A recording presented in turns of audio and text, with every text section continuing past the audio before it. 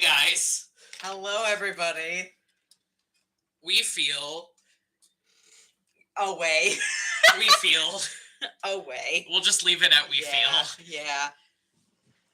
Yeah. Wow. Oh, God. Many thoughts, none of them coherent. No. How about that episode? Oh, my hair is a mess. It's still wet, but that's fine. Okay, give me 2 seconds. Sorry, I Yes. got out of work kind of late, and I have a couple things I need to take care of, like, super quick. Talk. Okay. Yeah. Very exciting. That was the last RP heavy, episode of the main storyline, which was very fun. Because this next week we have the finale, which is going to be mostly combat, and then the week after that we have the epilogue. So very exciting. We're still doing the giveaway for the keychains on our Twitter. We cleaned the desk off. I don't know where they are, but we're still doing that. They're here. I put them in the pencil cup. Yes. Oh no, Fee fell in the pencil cup. Yeah, that's where her emotional state is right now. For her. Oh no, Fee fell in the pencil cup. Emotionally. Yes. Still doing that. Babies. Very fun. Yes. Yeah. Finale combat will be going live on YouTube on Thursday. It's not just combat. There's other stuff going on, but the finale will be going live on Thursday, the 9th. Second. Because this was 19. So it's the 2nd. Okay. Great. Okay, I have less time than I thought I did. God. It'll be going live on the 2nd. Okay, yeah, June 2nd, Yes. at 5 p.m. Pacific time. Yeah. And it'll be a live premiere like we have been doing for season finales and premieres. Yeah. The epilogue will also be going live on YouTube. We decided to do the last 2 episodes live just because, next week is the finale. Right? Next week is the finale, but, the last epilogue, the last episode of the campaign is the epilogue. So we decided to do them both live. Go out with bang. Very exciting. Somebody in the chat said pencil cup is the new ghost hole. Me thanks.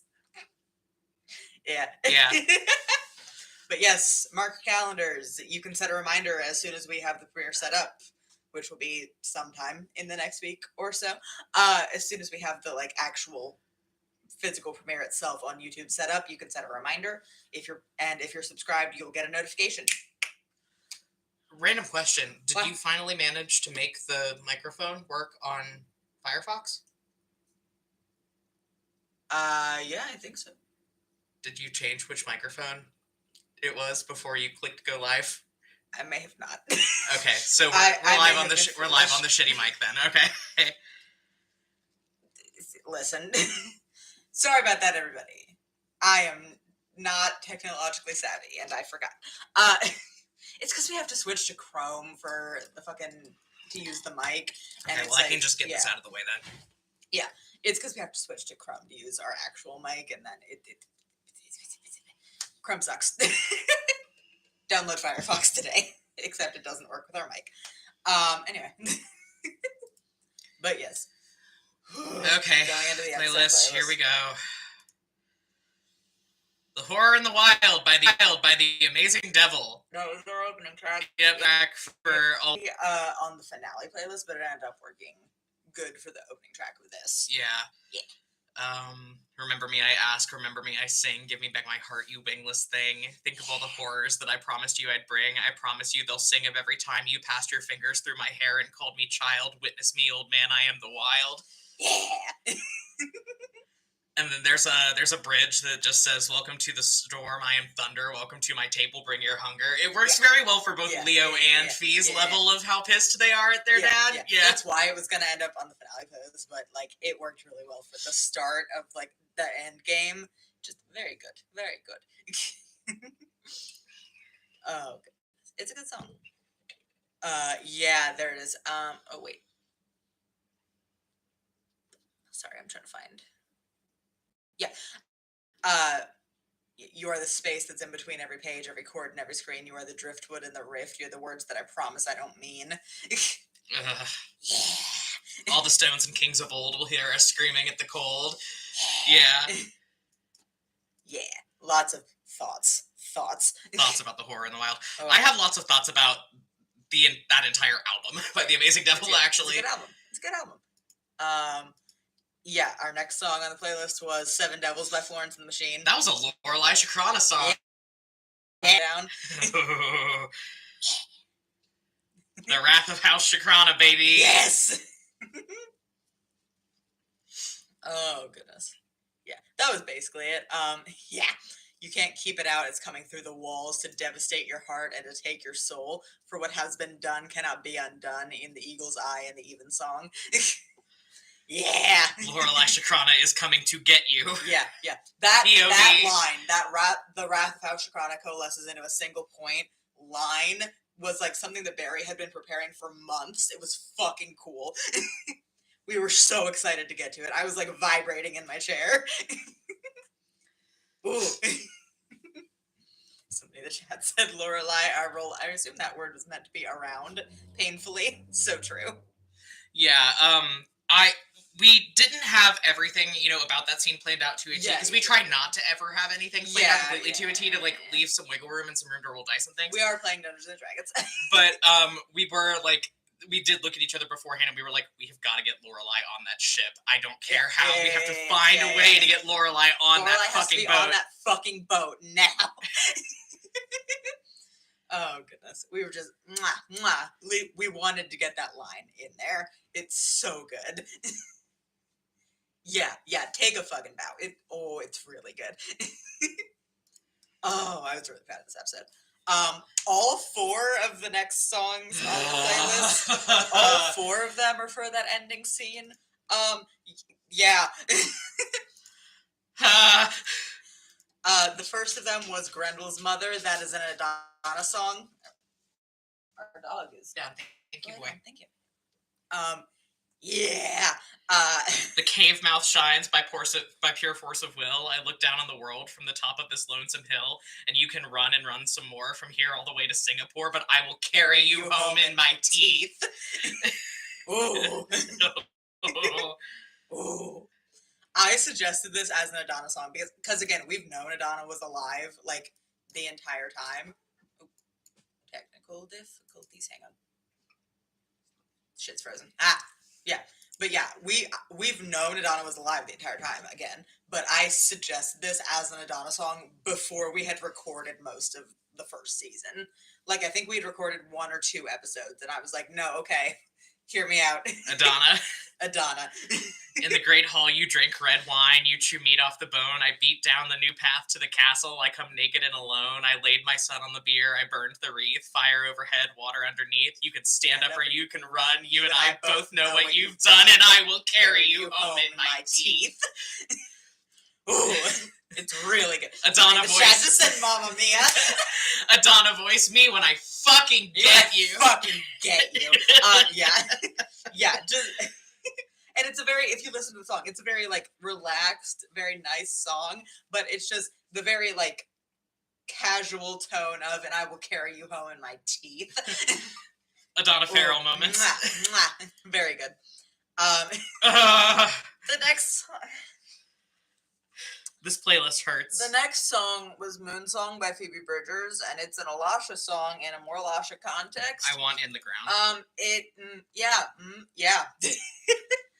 It's, like, literally every fucking lyric of Moon Song. Every fucking lyric of Moon Song. You couldn't have stuck your tongue down the throat of somebody who loves you more, so I will wait for the next time you want me, like a dog with a bird at your door. Ooh. Ooh.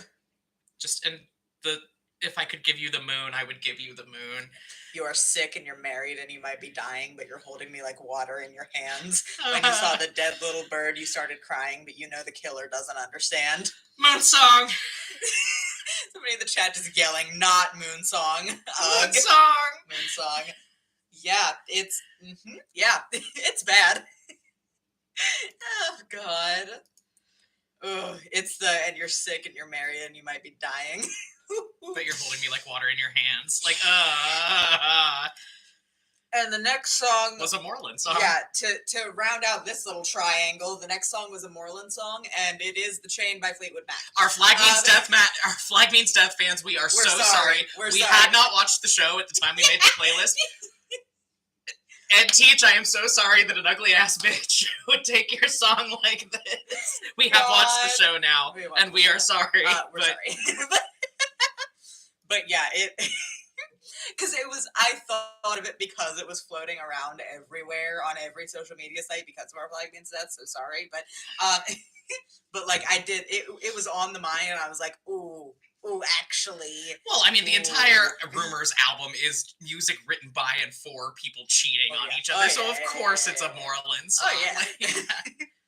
Ooh, listen to the wind blow, watch the sunrise, run in the shadows, damn your love, damn your lies. And if you don't love me now, you will never love me again. No shit, Stevie. He's quoting a text post that's about Fleetwood Mac, about, I can't believe they wrote all those songs about each other while they were performing together. You will never get away from the woman who loves you. No shit, Stevie. He's behind you playing the drums. Yeah. Somebody in the chat just said divorce core. Yeah. I wouldn't call anything that happened to your divorce. That's true. That's true. That's one thing you can say about Moreland Valentine. He's never gotten divorced. He's never gotten divorced. But spiritually, he is a many times divorced man. Oh God. Yeah, it just fucking, and if you don't love me now, you will never love me again. Ugh. Directed towards both Alasha and Adana. Yeah. Because they both screwed him over. And they were right. Yeah. And they were correct. Anyway. And the last song on the playlist was for none of those three. It was for Fee. Right at the very end of the episode. And it's Romulus by Sufjan Stevens. Yeah. This playlist, it hurts. Yeah, it was mostly for like the end. It was we watched it all night. We grew up in spite of it. We saw her once last fall. Our grandpa died in the hospital gown. She didn't seem to care. She smoked in her room and colored her hair. And then it's just a repeating refrain until the end of I was ashamed of her. Excuse me, I have to go wrangle the boy. I don't know what you were doing. Boy. No. Go lay down. Thank you. Dog. But yeah, it is genuinely just because of the repeated refrain, getting like more and more sirens. The repeated refrain getting like more and more audibly upset of I was ashamed of her. Like ask me how Fee's doing. Don't. This episode was... It was an episode. Yeah. Also, her Chevrolet broke down. We prayed it never be fixed or be found. I hate it here. Oof. Our first question for our patrons was just, how are we feeling after all of that? Not unwell. Good. Unwell psychologically. Yeah. Unwell. I am unwell. Sick, mostly. God. I literally, after we finished recording that episode, I felt like I was going to throw up. Yeah. Like, we had to both go lay down. Yeah. After we my glasses won't go back on my face. Like, we had to both go lay down for a while after we finished recording this episode. It was... a lot. It was a lot. Somebody in the chat just said, yup. Yeah, you can tell. Yeah. And the editing took me forever because of that. Like, number one, we had a really long raw, and number two, like, the scenes were so, like, heavy to edit that I could only edit, like, one scene at a time, and I would have to be like, I need a break. And we were up the night before the episode went live. Yeah, finishing up everything. Yeah, it was bad. It was bad. This was the roughest episode of the campaign, I think. Which is saying something because we've had a lot of rough episodes, but this was I think the roughest of them. Yeah, by far. I think it was so rough that like it didn't even I know, like, it didn't make me cry in the ways that Yeah, others, yeah, because yeah, I was yeah. just numb. I was like, Yeah.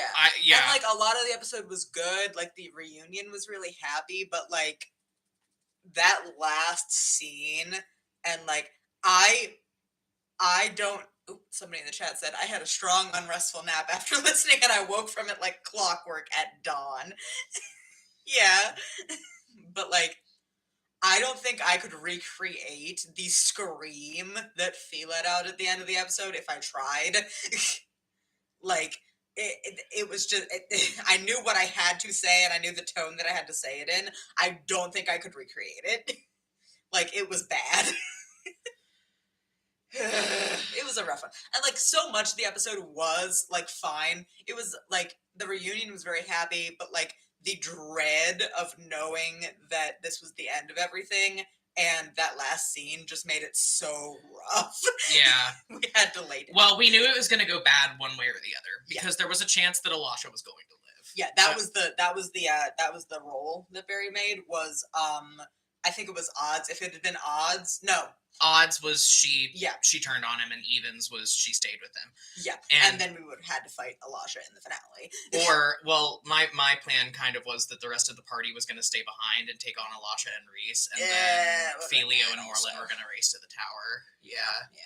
Yeah. It one way or another, Elisha would have been on Moreland's side to the end if Barry had rolled an even number, but because it was an odd, she turned on him, and we knew if she did that, she was gonna die. Because there's a certain way that Moreland Valsine reacts to disloyalty. Yeah. Like we knew it was gonna happen if she had turned on him, and we've known it for like months.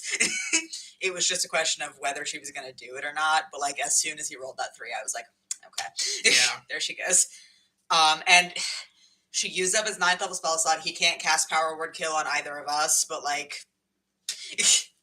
Somebody in the chat said it was horrible, but also like, no, yeah, that's exactly what she had coming. That's exactly what happened to all of the people that died because of her. They just went out quickly, unexpectedly, and unfairly. Exactly. Like, I don't want this to come off as like a redemption by death. Because we both hate that. No, because we both hate that. And also, like, Elisha was not redeemed in any kind of sense for everything that she has done. Like, she went to the grave still doing horrible shit to people and still arranging to have horrible shit done to people, but at the end she chose her kid.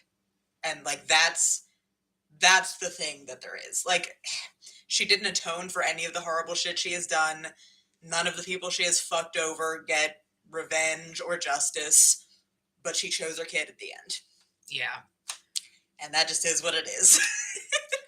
Yeah, like yeah, that's just kind of what the situation with Elisha is. Like, she did a lot of heinous shit, and at the end, she died because she chose her kid. Like, it's rough.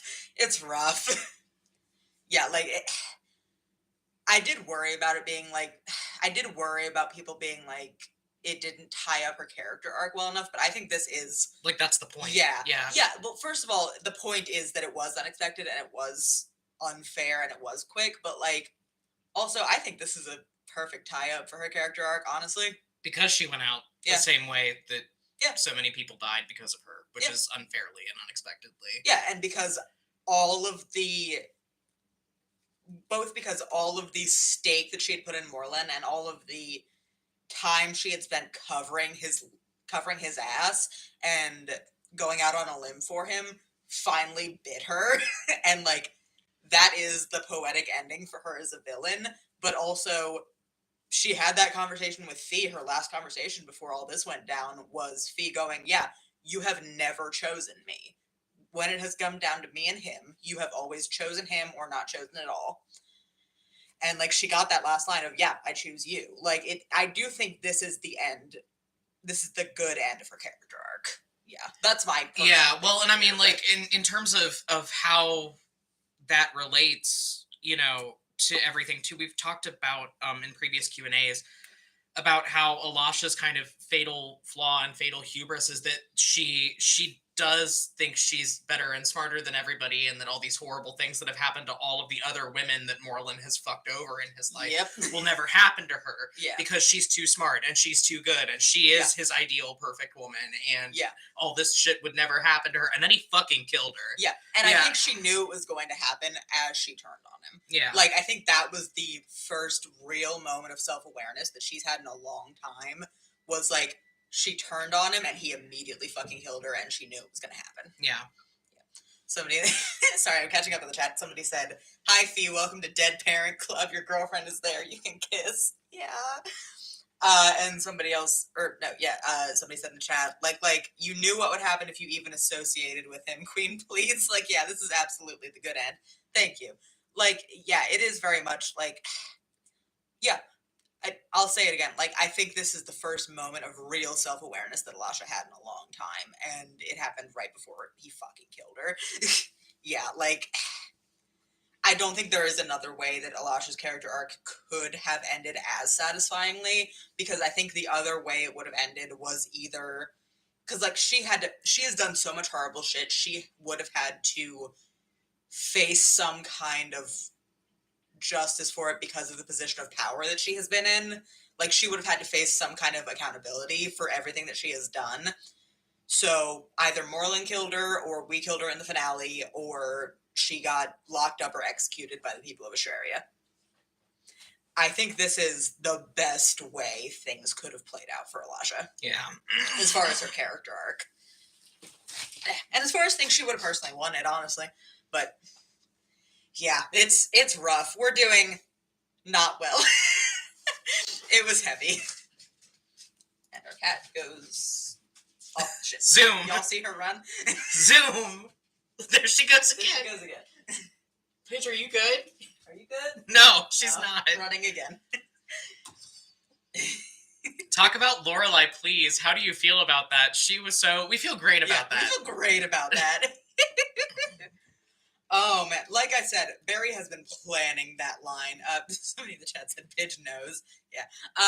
There she goes again. She's going absolutely cuckoo bananas right now. Pidgey. Girl, help. Are you good? I don't think she is. Yeah. But yeah, like I said, Barry had been planning that line for Lorelai blowing up the flagship for months. I was so excited to get there. Oh. Oh. What is she doing? She's sitting on a bag. Okay. She's sitting on an empty grocery bag. But yeah, we knew we wanted to. Somebody said, "Did you just honk it?" No, I do a Pidge voice, which is very similar to the Sid voice and the Adra voice. Just ow, ow. You malign Pidge. Ow, you neglect Pidge. Yeah, we give our pets voices because we're fucking weirdos. Anyway. But yeah, we knew that we were going to get her on that ship. We knew that she was going to absolutely wreck shop. Namely because we haven't gotten to see Lorelai in combat in the entire campaign. And she has this, beastly badass spell sheet. We got it in a bonus episode. We got it in Lorelai and Courage Take Him Tarum. And never in the main story. But in the canonical line of the podcast. Yeah, we haven't gotten it yet. And she has this, incredible beefy spell sheet. That she can do, all kinds of wild shit with. Yeah. And, yeah, we were like, well, she needs to flex it eventually because, we've gone on these tangents, in canon with people talking about how, scary, powerful Lorelai is. Yeah. We've never actually seen it other than when she had the wild magic surges. Yeah. And that wasn't, intentional spell work. And it was very much part of her character arc of, not being the little kid that everybody protects anymore and actually claiming some of her own agency and affirming that this is her fight too and it was her fucking brother that got killed that started all this. And it's very much the wrap up of the arc that Lorelai has been going through, where she has been allowed to process how angry she is and how much of her grief is manifesting in anger, and the natural conclusion of that is she got to blow a motherfucker up. She got to sink their fucking battleship. We did have an outtake. RIP our blooper reel. But after she did that, I did in the Moreland voice go, you know the My Leg guy from SpongeBob? In the Moreland voice, I went, my boat! My boat! Somebody in the chat said, I think apocalyptic girlies should get to be apocalyptic art. Yes, Angel, draw blood. Be careful. Exactly. Yeah, and like, I don't think it would have been true to Lorelai's character arc if she had not gotten to wreck shop during this. Yeah. And she wasn't going to be involved in like the final battle. So like, this was her opportunity. Yeah, it would not have been true to her arc to not let her go babe shit. Yeah. It would have been a disservice to the character. Like, she needed to be allowed to do this. And then she sank the fucking boat. And then she sank the fucking boat from right under them. Yeah. She deserves it. Baby girl boss. Yeah. Girl boss baby. Girl boss baby. God. Talk about Mia Dragon. They carried. Yeah. Yeah. Yeah, we knew we were only going to get Mia dragoning out maybe once in the campaign, but we're glad we made it count. They also wrecked shop. They also wrecked shop. But yeah, it's... Oops, somebody in the chat said, Lorelai does not need to be 100% stable for her arc to be done. I think she should be allowed to be a danger. Love her. Yeah. Yeah, like, that's the thing. I don't think she was out of line to sink the fucking boat. Like, I think it is very much a culmination of the fact that, like, a lot of her arc has been about righteous anger and about the fact that she is allowed to be angry. Like, fuck. Like, And, yeah, like, get his ass. Yeah, and, like, something important to, like, both of us as autistic writers, like, the fact that just because she is a little emotionally volatile because she's fucking autistic and 14 doesn't mean that her emotions can be minimized and that it is right to minimize her emotions or try to protect her from her own feelings. Like, no, she gets to be fucking angry and she gets to wreck shop about it. Yeah, like that was very important. But very, ooh, Get him. Ooh, Get him. But yeah, talking about Mia dragoning out. Yeah. I have had the fucking stat block for Mia, which is an ancient copper dragon. You can look it up. I have had that since Mia got introduced in the podcast, and I just, I was so glad to get to use it. But yeah, and we've been like lampshading it, like all of their whiz, int, and charisma saves. We've been using the same block. Their hit points we've been using the same block. They're very dense. They're very dense. The acid breath, I like lampshaded that multiple times. That's how they got rid of the corpse after Kalessa's parents died. Of the bard that they tortured to death and that Kalessa killed. There was no they. That was just Kalessa. The bard that Kalessa tortured to death. Yeah. Yeah. Very much that And was she was Kalessa's right. war crime. Yeah. Kalessa can commit a war crime. I think that's okay. She gets a freebie. I'm kidding. Don't do war crime. Don't Compelled, do war Compelled crimes. Dual Crime says don't do a war crime. Compelled Duel says don't do a war crime. But yeah, like, that's how they got rid of the fucking body, was they just fucking acid breath. Bye-bye. And, like, I lampshaded it when, like, they were supposed to get rid of more of the bodies in the tower, like the sizzle with their glove. Like, I've been lampshading the acid breath and, like, making it pretty obvious what kind of dragon they are, and the fact that we got to do it. Well, and the fact that you said their everything is copper. Yeah, they have copper, they're like copper hair, skin, tone. eyes. Yeah, that too. But, like, yeah, that has been something that I've been, like, lampshading so that I didn't want the dragoning out to be a surprise once you knew that it was the thing that they could hypothetically do. I wanted it to be very obvious what they had going on, and this to be the payoff for that. Mm-hmm. And I'm, ooh. Yeah, because, I mean, like, we didn't see them dragging out in Death Twins, but Yes. because it was mentioned that, Yeah. well, and we saw Kimmerl dragging out, too. And we saw the Bone Dragon. So, like, it could be inferred that, like, yeah, Mia can also dragon out if they need to. Yeah. Yeah. And Leo did infer that. Yeah. Moon Dragon! Moon Dragon! But yeah, I was really excited to get the payoff of that. Just, oh. Our next question was, you said your only level 20 characters are Lorelai and Morlun. Why is that? Is it plot relevance or something else? Morlun is a level 20 character because, A, he's the most popular, not popular, but He's the most popular boy in school. Stop it. He's the most powerful character, or the most powerful sorcerer in Astraria. Like, he started out as level 20. Lorelai started out as a level 17 character, and then she took 3 levels in Barbarian. So Lorelai has 17 sorcerer levels, and that's like where we started her as a baseline. And then in season 2, she started taking Barbarian levels at the Citadel. 3 of them. And now she is one of 2 level 20 characters in the entire campaign.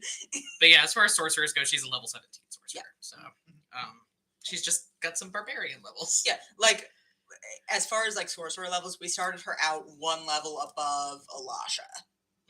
For context. Because it is supposed to be like she is abnormally powerful. And that's why we did that. And then we had to give her 3 levels in Barbarian so she could take her subclass. And she deserves them. But yeah, that's why they are the only 2 level 20 characters in the campaign. Oh god, our next question was, how did you feel about the reunion? I cried my eyes out. I was a mess. So did we. I burst into tears when this one and Ylva showed up. Yeah. We were like waiting for them to get back. We were like so excited. But yeah, we knew they were gonna be back at some point before the final battle. We knew we were gonna get everybody from Voldur back. We knew the pirate crew was gonna get back at some point. It was just kind of the particulars were kind of murky because we leave a lot of things murky. But we kind of knew it had to be this episode or never. So I had been planning the sound editing and the sound tracking for the scene where like the captain came back like Gandalf at Helm's Deep for like ever. I had the soundtrack for that picked out forever, and it paid off really well. I felt like it worked. It was really good. But yeah, the reunion was... we were very happy about it. I was really proud of that Ereve moment of just like running and pushing people out of the way and then stopping and going, I didn't miss you, by the way. I like Florian and Ereve a lot. Yeah, they're really good. Somebody in the chat said, sun cream and tears soaking my shirt as my tall lesbians came back. I was sobbing horribly. Yeah. We missed them a lot. We were very glad to have them back. It was just... Your soap saved my life. Yeah. We knew we had to get them in before the end. We knew we had to get a moment of them helping out in the final battle, and we had to get Cuddles back because we didn't get enough time with this one and Ylva, I think, just because of the nature of season 2 and how fast it ended up going. Yeah. Because so, like, because you rolled that nat 1 at the very beginning of the season, and it fucked up our whole timeline. Yeah. Such is life. But yeah, like, we wanted them back because we didn't get a lot of time with them, and we just like them. And also, they're very good to have around in battle situations, and we lampshaded that. Like, they're very powerful, but also, we just like them. Yeah. We just like them, and we just wanted them back. We were very happy to get them back. Babies! So good. It was so good. My kingdom, and I just need the money to commission art of Leo jumping into this one's arms, Scooby-Doo style. Yeah.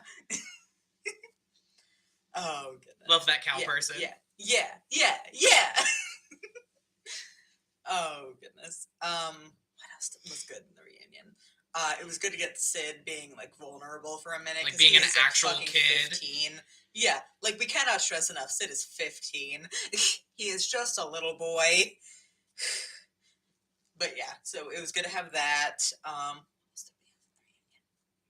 Larkinadra coming back. Larkinadra! Yes. Oh, we were gonna bring the Tonys back in this. But we were just gonna did bring not the have Tonys time. back. Yeah, the Tonys originally, when we had introduced them, our plan was to have the Tonys come back for the final battle We just didn't in a have fucking space. mech. Yeah, they were gonna come in like a Voltron type thing was gonna come out of the ocean. Yeah, like that was the plan for them, and we just didn't get to do it. And we were like, oh. Spiritually, the Tonys were there, and they showed up in a Voltron, and they smashed a bunch of boats. Yeah. In your brain, imagine how cool it would have been, but we didn't have time to establish them enough and have them. Sorry, the chat said the Tonys are on the boat helping. It's okay.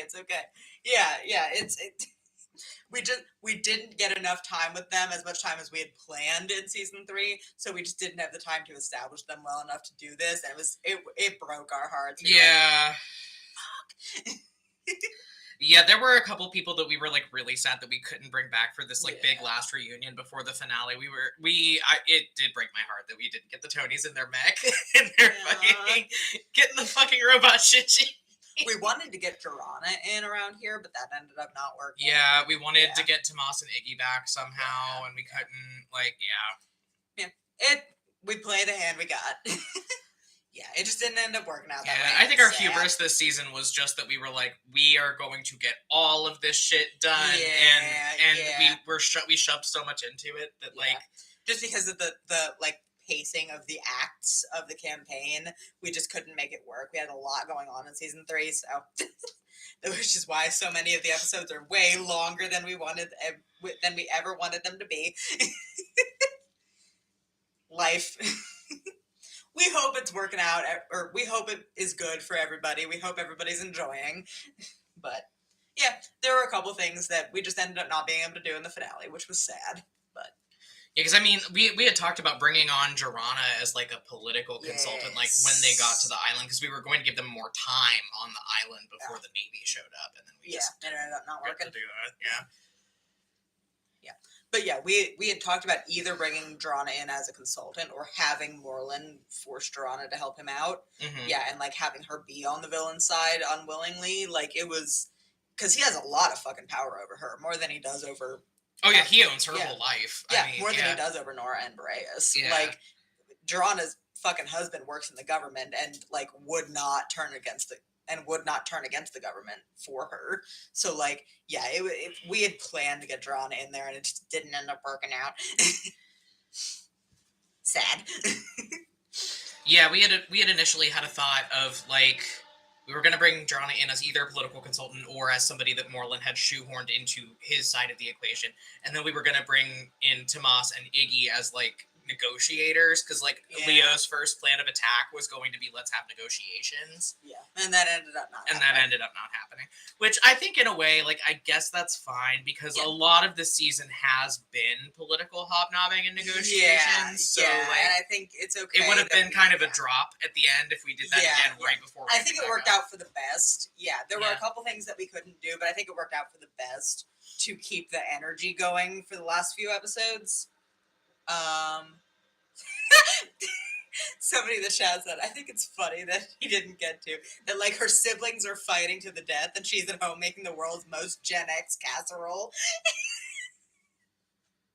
I mean, yeah, pretty much. I can taste the bad casserole, actually. Speaking as someone whose mom is a Gen Xer, I can oh.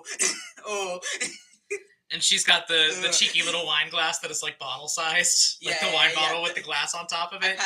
The one that says, "I'm having one glass of wine" on the side. Yeah. God. Get out of there, Queen. Get out of there, Queen. Eat, pray, love your way out of this one. I haven't read Eat, Pray, Love. God. But yeah, I do think it's fun that Jorana's just at home having fun. She's just vibing.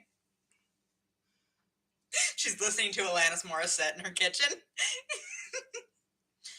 God.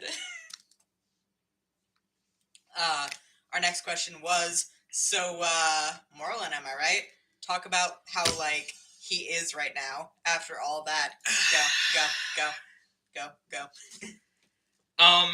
Barry has done a lot of the villain design on Moreland.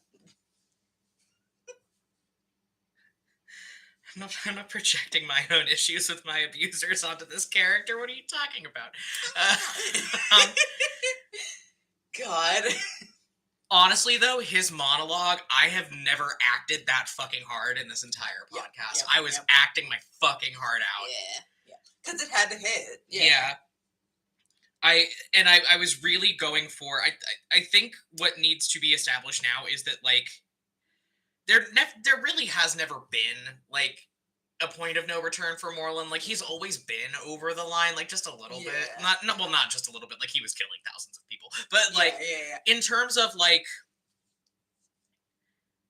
he's always had, you know, a plan. And he's always had, you know, this very rigid, like, lawful evil kind of thing going on where it was like there was a system to the things he was doing, and he was justifying the things he was doing in a very specific way of like, yes, this thing that I am doing, most people would view as morally reprehensible, but it's actually the right thing to do. And Yeah. I am a fucking martyr for making the hard decisions Yeah. and taking that burden off of everybody else around me. And we saw that in his confrontation with Leo back in episode 6 of this Yeah. season. Mhm. Like, we saw how he was justifying things to himself. Mhm. And how he was justifying the fact that he had made every single wrong choice on the way here. Because he was framing wrong choices as hard choices. He Yeah. was, because there is such a degree of like arrogance and refusal to admit that he could ever be wrong Yep. about something. He doesn't make wrong choices. He makes hard choices. He Yep. makes difficult choices Yeah. in his own little fucked up noggin. But now I think the big turning point here as we're getting ready to pop off on the finale is that Moreland's not fucking justifying anything to himself anymore. He doesn't fucking care. He's going full scorched earth. Mhm. Like, he has dropped all pretense of doing things for certain reasons because he cares about the greater good. Like, he said it himself, Astraria can get fucked once I'm done with it. Yep. Like, Yeah, Yeah. like, I think this is the moment where he could not keep up the justification to himself anymore. and just went full, Yep. yeah. Yeah. And the moment he realized that he couldn't keep up the justification, he stopped trying. Yeah. Yeah. No, he wants what he wants because he wants it, and he can admit that to himself now, and that means he's gonna burn every fucking thing to the ground. Yeah. Which is very interesting. Yeah, well, I mean, I think it was. I mean, there were a lot of factors that went into like that Yeah. moment where he snapped. Yeah. I think one was like the very quick progression of realizing Adana was alive, which brought up. I hope it came across. Brought up a lot of very complicated emotions for him. Yep. Because like once Omegroth comes out publicly, like, and you listen to it and you realize the like interpersonal dynamics of all of the characters in that like older generation, like. Yeah. The shitty thing is that they were in love and they did care about each other, and then things went so wrong. Like, Yeah. so like seeing that she was alive and like the conversation that I was having with the narrative of like, oh, he looks guilty. Like, yeah. Yeah. Yeah. And then her fucking punching him in the face and Yeah. Elisha turning on it. Well, like Elisha hadn't turned on him. Yeah, Elisha hadn't turned on him yet, but like that brought up a lot of complicated issues. Like, both of his kids were there being extremely smug and like telling him that he was at a disadvantage and embarrassing him and insulting his ego. And Yep. I think that just all compounded up to a point where he snapped and he realized that like what has the point of the justification been anyway? I don't have anything. Yeah. I've done all this justification and I don't really honestly have anything to show for it. I don't have a family anymore. My children are both trying to kill me. My wife, who used to love me a lot, wants to kill me. Yep. His whole, relationship with Elisha has always been super fucked. It was like this realization of like all of that justification and all those years of doing the right thing for the greater good, and like I don't have anything to show for it, so why not burn it all down? Like, yeah. And I think even now he cannot admit to himself that what has happened to him is his fault. No, no. He's like, externalizing the blame. Like, it's all everybody else's fault. Yeah, like even now he cannot admit to himself that he is to blame for what has happened to all of his interpersonal relationships. Like, he is the reason he has nothing, and even now, at the end of everything, he can't admit that. Oh no, like so he's gonna burn everything else down. Yeah, no, he externalized the blame onto everyone else. Like the line in that monologue about, my entire life, all I've been is a weapon in other people's wars, which is not untrue. No, I mean, but Nora came back from it okay. I mean, Nora didn't go through it's very interesting. He's a very interesting villain. Yeah. It is going to be really interesting. Yeah, he has pathos, which I think is interesting to play with, because he is just such a reprehensible person, but like there are these like shining moments of pathos that he has where it's like My brother and Kimmerl, it did not have to end this way. Like, you could have just been a normal fucked up dude. Yeah. But, yeah. like, you just kept making the decision to not just be a normal fucked up dude and to be a very bad fucked up dude instead. Like, it's bad. It's bad.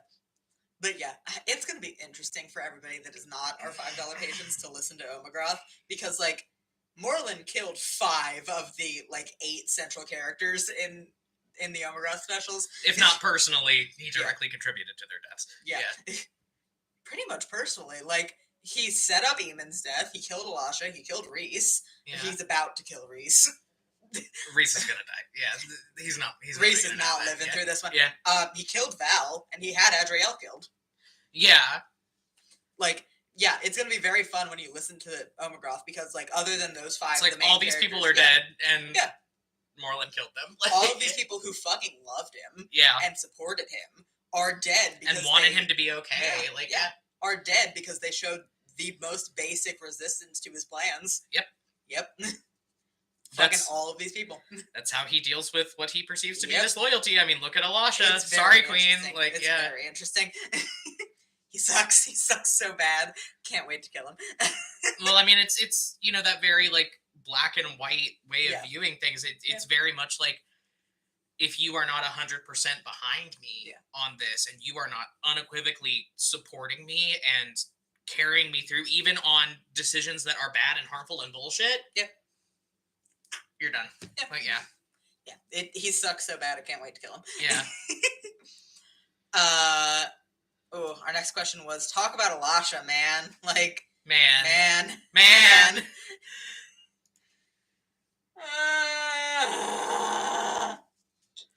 I'm normal. Yeah, I think we said this earlier in the Q&A, but, like, I'll say again, like, it is important, I think, that this was not a redemption by death. This was the first right choice that Elisha Descartes made in a very long time. And she died for it.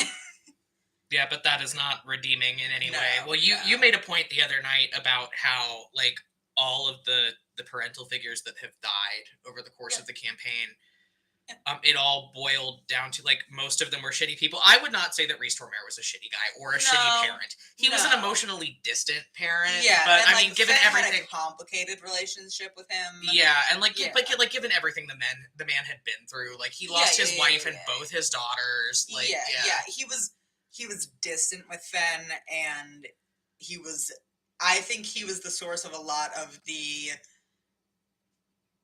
weird hang-ups that Fen had closer to the beginning of the campaign.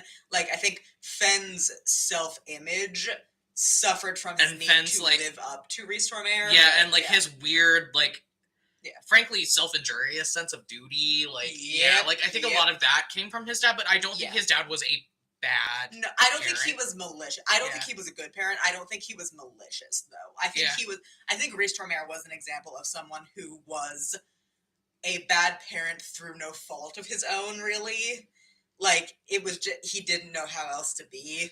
Well, and also he became a single parent overnight. Yeah. And, like, he became a single parent overnight, and he outlived 2 of his kids. Yeah. Like, it's a lot. And, like, when you stack that up against also the fucking family legacy that he was a product of, like, I don't think he was a good parent, but I think if he had had the option to heal and to be better, he would have. But, like, I made the point the other night about, like, the parental figures that have died over the course of the campaign. Most of them shitty. And, like, the people in Moreland's inner circle that he has killed, all 3 of them, their crime has been standing up for their kid. And, like, that's what he tried to have Adana killed for. Yeah, like, it is very much, like, they chose, at the end of the day, even Rhys, Elisha, all chose their children and chose what was right for their kids over Moreland and died for it. And that, especially with Elisha, I think was very needy. Just because we saw the most of Elisha's dynamic with Fee. But, like, we got that with fucking Eamon, too. Like, oh, yeah, the second he got up in Moreland's face about, like, Kalessa still being in the city, he was dead. He was dead. He was dead. Yeah. Yeah, he wasn't gonna live after that. And we saw back in season 1, he lied to Moreland to cover for Kalesa. Like the night of the Chicana Masquerade, she snuck out and he lied to Moreland's face. Yeah, like it's something that we have been lampshading with all 3 of these people. Of at some point there is a line in the sand where they're going to choose their children, and like it is worth noting that we saw Eamon do that, and then later in that same season, we saw Alasha stick up for Fee. Not in a way that was permanent, and not in a way that was super helpful, but we did see her try and play both sides and try to help Fee. And then this season, we saw Eamon stick up for Kalesa and then fucking die. And then this episode, Alasha stuck up for Fee and also fucking died. Yeah, like I think the parallel is. There is also so much about the fact that the spell she chose to cast is literally the only spell in D&D that cannot kill a person. Yeah, I think there's more than one, but it's the only biggest offensive spell. It's the only offensive spell that cannot, that like it says verbatim in the text, cannot take someone down below 1 hit point. Okay, yeah. It's she specifically picked a spell that could not kill him. Yeah, but she also picked a spell that would do massive damage and would buy Fee and Leo and everybody with them time. So in a way, like she kind of was playing both sides. But like at the end of the day, she chose Fee, and that is rough. It was that she chose Fee, but she could not bear to kill him. She chose Fee, but she loved Moreland. Yeah, like that's the shitty thing. Like at the end of the day, they fucking loved each other. Hand in unlovable hand. Yeah, like in the fucked up way that only 2 deeply evil people can. It's they're fucked up. Yeah. But yeah, it was. Oh, Alasha's last scene was a lot. It was a lot. But yeah, somebody in the chat said, like, "Yup, that's exactly how it should have ended." But she's been here since episode 1. Sure has. Mm-hmm. Exactly. Yeah, like she had a good run. She survived longer than most of the women in Moreland Valsine's life. Well, Donna outlives him. Yeah, that's true. and Fee's biological mom. Yeah, that's true. Yeah. Allur's fine. That's true. Allur's fine. She enjoyed a good life longer than most of the women in Moreland Valsine's life. She endured direct contact with him for way longer without losing her shit or having to go. Oof. Somebody in the chat just laughed. So true. Oof. Our next question was, are we going to get in-depth Fee feelings during the finale? Boy, are we. Yes. Yup. Yeah, it's not the focus of the episode, because it can't be, because there's so much else going on, and, like, the combat is going to take up the vast majority of it, but, like, yeah, I'll tell you now, the first scene of the finale, Fee is checked out, because, like, she is trying to deal with this. Yeah, like, Fee is not doing well. Fee just watched her mom die in front of her. Exactly. Like, exactly. Like, yeah. Fee and Fen are both not doing okay. Yeah, like, we are going to get in-depth a view at Fee's feelings pretty in-depth, because we can't not, because it just happened. And now she has to deal with that and go into this fucking combat with her dad. Yeah, it's rough. It's rough. But yeah, we are going to get as in-depth with Fee's feelings as we can under the time pressure of the finale. Yeah, that was a hard kind of dance to do, because we were like, okay, like, obviously, like, this needs to be discussed. Like, we need to cover it, because it would be disingenuous if we did not. Mm-hmm. But, like, also, here's mechanical point A, mechanical point B, things A, B, and C that we need to cover for logistics. Like, we need to cover troop movements. We need to cover, it gets insane. It was a hard dance. It was a difficult dance to do. Yeah. But I think we pulled it off. Well, basically, what we ended up having to do is we explore Fee's fallout of this through Fee's narrative lens, because she is checked out and she can't deal with anything else, and then we pushed most of the logistical stuff onto Leo. But yeah, it's gonna be rough. And then our last question from our patrons, open question time. We're not gonna keep going for super much longer, but open questions. Our last question was, talk about the finale upload details. We said at the beginning, we'll say again, Thursday, 5 p.m., not this coming Thursday, Thursday the 2nd. Thursday the 2nd, which is the same day that our patrons get early access. The finale will be going up on YouTube at 5 p.m. Pacific, which is,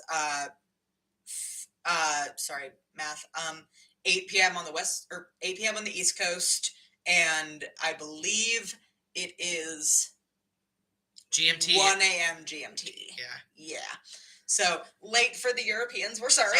But we can't do it earlier. Because I have to work. Yeah, but yeah, 5 p.m. Pacific on the Thursday before the finale comes out officially, so the 2nd of June. The finale is going to go up on YouTube. We're going to have a live chat. Come hang out before the premiere if you want. Either way, it's going to go up at 5. We're going to have captions. Don't worry about that. We're excited. Somebody in the chat said, we'll cope about the Europeans. Sorry. We do our best. But yeah, it will have captions, so no one has to go between the live chat and the transcript. Be good on that. The content warnings will go up the Wednesday before, as always. Fucking read them. Read the content warnings. Please read the content warnings. We have never been more serious. Please read the content warnings. I personally put the content warnings up every Wednesday at noon PST, or at noon Pacific time. Daylight savings time is weird, but at noon Pacific time, so that is 3 p.m. on the East Coast, and that is 8 o'clock at night GMT. If you're European, do the conversion there. Sorry. But yeah, 5-minute call. Read the content warnings, they go up then. 5-minute call. 5-minute call. Yeah. Yeah, man, this one was a lot. We are not done with the finale yet. We're going to finish it tonight. We have one more scene. We have one more scene, but we finished the combat yesterday night. It's rough. Yesterday night? Last night. Last night is the words I was looking for. We were up until like 11 at night doing the combat. Oh, and it was rough. It was, we were white knuckling it there for a little bit. It's very top heavy. We did a lot of mechanical fuckery to make the combat work. It's a lot. It's a lot. And we, But yeah, we think it's Moreland's scary, it turns out. Scary, it turns out. We think it's good.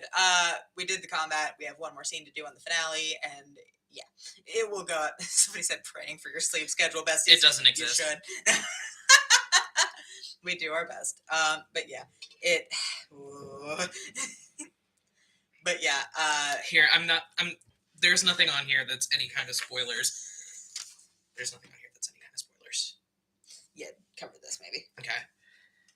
Like, this is just part of our notes for the mechanics from the finale. It was cuckoo. Yeah. That's our notes to keep track of the mechanics. Yeah.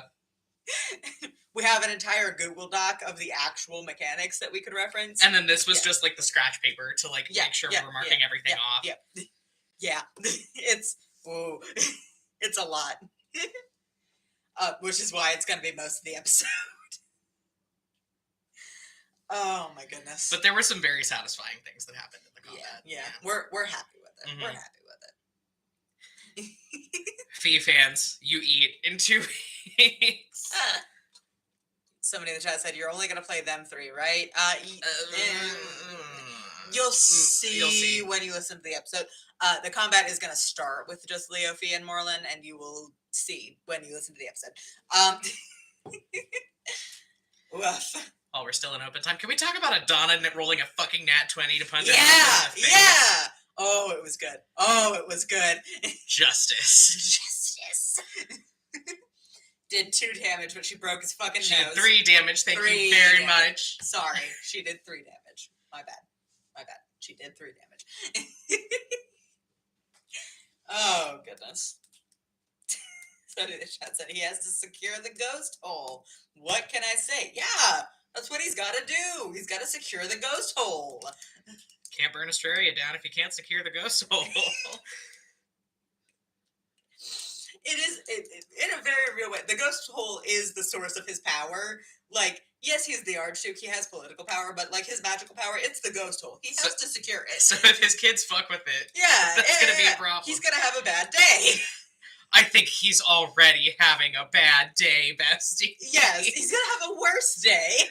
The last 48 hours have been like the two weirdest days of Moreland Valsine's entire life, and that is saying something. Yeah.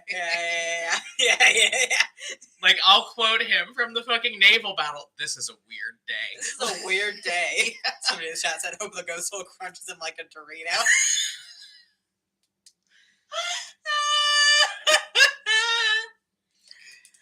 Doritos. Oh my god. Now in spicy transphobe flavor.